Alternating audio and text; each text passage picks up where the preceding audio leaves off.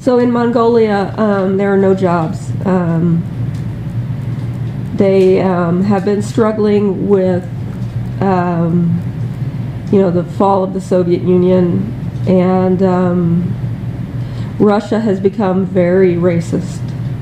Used to be, if you got educated to a certain level, you would go to Russia automatically and find some kind of work. Now it's just really, it's not. And there, sometimes people go to Korea, but they get ripped off in Korea.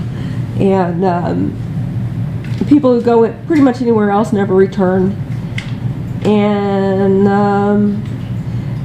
the Buddhists are trying to take back over. Everybody, they have been pressured into a certain kind of educational system where all of the children, nearly all the children in the country are taken to the main city for high school, and then after spending 4 years in the main city, they have lost all of their habits that they would have had on the steppe, and nobody wants to go back. Everybody has to go back, but they spend a year or two out there, say, oh, this is too hard, and then they move back. And they don't have the money to put in electrical infrastructure. People are using coal. They've always used coal in their cooking fires and heating fires, but now that they're in a high, half of there are 3 million people in the country, 1.5 million of them live in Ulaanbaatar. So that is a really big situation, and the city, it takes like 3 days to cross. It is just sprawl and poorly planned, and so people are desperate. The culture has it's at that decay point where it is half. They're keeping like half the tradition, and then the other half, it's just anything half and half is not good. And I'm not saying everybody there is going to hell, but it's pretty bad. It's a bad place to be right now. And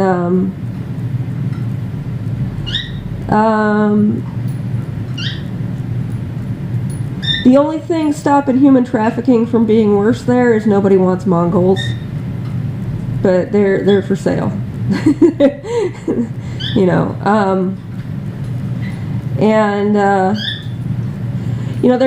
There's blockages in place. You can't go in and adopt their children. They won't let you do that because there are special needs, and there is enough structure in place that they try to give every child there the opportunity to grow up as normalized as possible. But after that point, whatever happens to them is, and it's always been the tradition, whatever happens to you after that is whatever happens to you after that. It is designed into the system that they want to keep maybe 1 in 10 children. So that has always been the way things were there.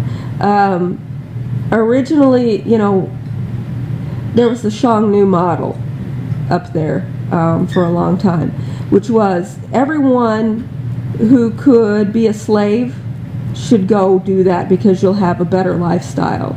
And only the people that were impossible to enslave should stay in Mongolia. And that is what I support. But even though I try to find homes for the surplus unenslavables, and try to send people there to be raised, because children don't eat much, and then try to get them back out later. Sometimes I think some of the choices that people make about who to keep there, I don't agree with. I think it's going to cause problems in the future. I don't know if I'll be able to help with those problems when they happen. They may just have to run their course. But when things run their course, it gets pretty severe out there.